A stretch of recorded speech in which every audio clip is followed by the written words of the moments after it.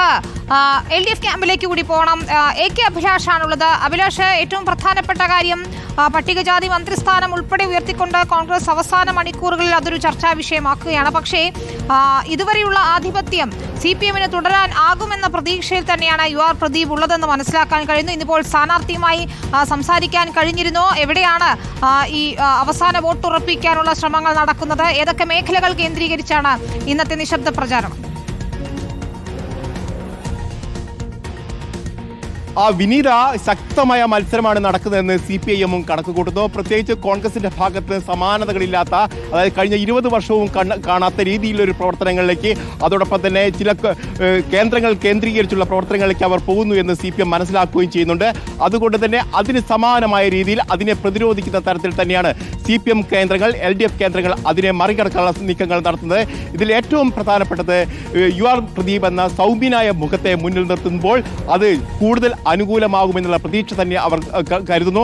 അതോടൊപ്പം തന്നെ കഴിഞ്ഞ 28 വർഷത്തോളമായി കാക്കുന്ന കോട്ട ഒരു കാരണവശാലും വിട്ടുകൊടുക്കാൻ കഴിയില്ല എന്നുള്ള ഒരു നിലപാട് അവർ സ്വീകരിക്കുകയും ചെയ്യുന്നു. പ്രധാനമായും മുഖ്യമന്ത്രിയെ കേന്ദ്രീകരിച്ചുകൊണ്ടുള്ള ഒരു പ്രചാരണ പ്രവർത്തനങ്ങൾക്ക് തന്നെയാണ് കഴിഞ്ഞ ദിവസങ്ങളിൽ CPM മുന്നോട്ട് പോയത്. കാരണം ഭരണവിരുദ്ധ തരംഗമുണ്ട് എന്നുള്ള ഒരു വിലയിരുത്തൽ പൊതുവെ ഉള്ള സമയത്ത് മുഖ്യമന്ത്രിയെ കൊണ്ട് തന്നെ ഇവിടെ കൊണ്ടുവന്ന് അദ്ദേഹത്തിൽ നിന്ന് തന്നെ അതിനെ പ്രതിരോധിക്കാനുള്ള നീക്കങ്ങൾ അവർ നടത്തി. അതോടൊപ്പം തന്നെ CPM സംസ്ഥാന സെക്രട്ടറി തന്നെ ഇതിനൊക്കെ നേതൃത്വം നൽകിക്കൊണ്ട് തന്നെ CPM-ന്റെ പ്രവർത്തനങ്ങൾ ഏകോപിപ്പിക്കുകയും ചെയ്തു.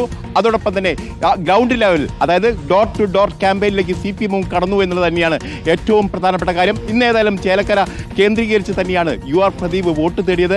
ഏതായാലും CPM-നെതിരെ ഉയരുന്ന പ്രധാനപ്പെട്ട വിഷയം എന്ന് പറയുന്നത് ജാതി രാഷ്ട്രീയ വിവാദമാണ്. അതായത് K രാധാകൃഷ്ണനെ മാറ്റി നിർത്തിയുമായി ബന്ധപ്പെട്ട വിവാദങ്ങൾക്ക് മറുപടി പറയേണ്ടത് കാര്യം കൂടി ഇപ്പോഴുണ്ട്. അക്കാര്യങ്ങൾ ജാതി രാഷ്ട്രീയം എന്ന് തള്ളിക്കളഞ്ഞുകൊണ്ട് തന്നെയാണ് CPM മുന്നോട്ട് പോകുന്നത് എന്നുള്ളതും ഏതാണ്ട് പ്രധാനപ്പെട്ട ഒരു കാര്യമാണ്. അതോടൊപ്പം തന്നെ ഇന്നിപ്പോൾ PV അൻവർ ഉന്നയിച്ചത് പ്രധാനപ്പെട്ട ആരോപണങ്ങളുണ്ട്. അതായത് CPM ഈ കോളനികൾ കേന്ദ്രീകരിച്ച് പണം നൽകുന്നു, മദ്യമൊഴുക്കുന്നു തുടങ്ങിയ ആരോപണങ്ങളുണ്ട്. ഇതിനെയൊക്കെ കേന്ദ്രീകരിച്ചുകൊണ്ട് അല്ലെങ്കിൽ അതിനെയൊക്കെ പ്രതിരോധിച്ചുകൊണ്ട് തന്നെയാണ് CPM ഇപ്പോൾ മുന്നോട്ട് പോകുന്നത്. ഏതായാലും CPM പറയുന്നത് കോട്ട ഞങ്ങൾ കാക്കുക തന്നെ ചെയ്യുമെന്നുള്ളത് തന്നെയാണ്.